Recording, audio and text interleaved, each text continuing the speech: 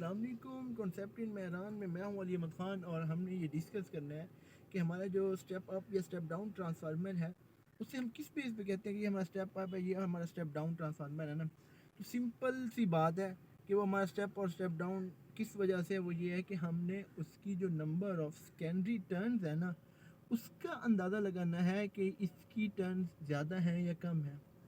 मिसाल के तौर पे अगर एक ट्रांसफार्मर है उसकी नंबर ऑफ टर्न्स जो है वो सेकेंडरी साइड पे ज़्यादा है तो हम ये कहेंगे कि ये स्टेप अप ट्रांसफार्मर है।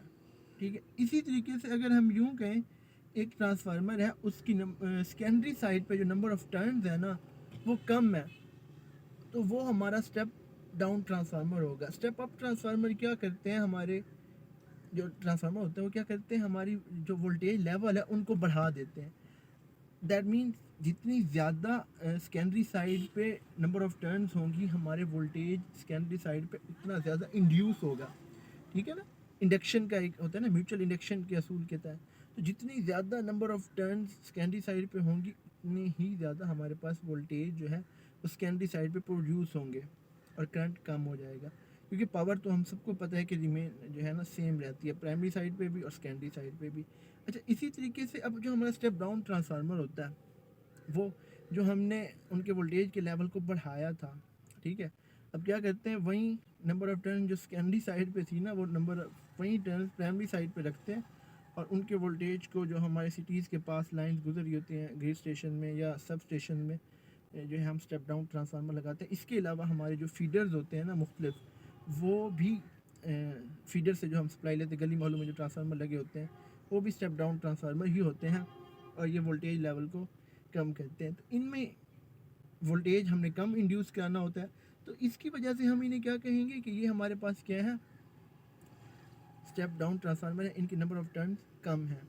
तो ये इसका एक रीज़न है कि नंबर ऑफ़ टर्न्स पे ये डिपेंड करती हैं सेकेंडरी साइड की। और इसके अलावा एक और भी बात है कि हम जो स्टेप अप ट्रांसफार्मर है उसकी सेकेंडरी टर्न्स तो ज़्यादा हैं लेकिन उसके अंदर हम जो उसकी मोटाई है उनकी तारों की जो उनकी डायमीटर है वो कम क्यों रखते हैं ना, ये सोचने की बात है। सिंपल सी है, क्योंकि उसमें हम सेकेंडरी साइड पे वोल्टेज लेवल को बढ़ा रहे हैं। ठीक है, वोल्टेज जो है वो उसकी वायर की उस पर डिपेंड नहीं करता कि उसका क्या डायमीटर है। ठीक है, सिंपल। तो होता क्या है उस पर करंट डिपेंड करता है। ठीक है, जितना ज़्यादा करंट आपने गुजारना है तो वो उसकी जो वायर है ना कॉपर की बनी हुई उसकी डायमीटर पे डिपेंड करता है, उसके एरिया पे डिपेंड करता है।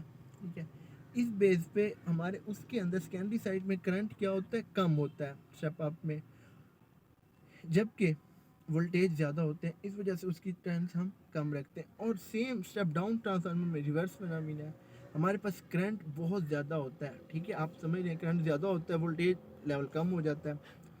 अब होता है क्या है उसमें फिर हमें नंबर ऑफ जो टर्न्स है वो कम तो है लेकिन उनका जो एरिया है ना उस वायर का जो उसकी मोटाई है वो थोड़ा ज़्यादा रखनी पड़ती है ताकि हमारे पास जो लोड है उसमें जो उसको सूटेबल जितना लोड चाहिए वो उस हिसाब से गुजर सके। इस वजह से यही रीज़न है कि हम उसकी जो नंबर ऑफ़ टर्न्स है वो ज़्यादा रखते हैं।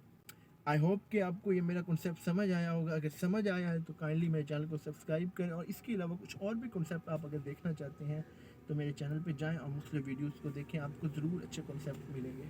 ओके, अल्लाह हाफिज़।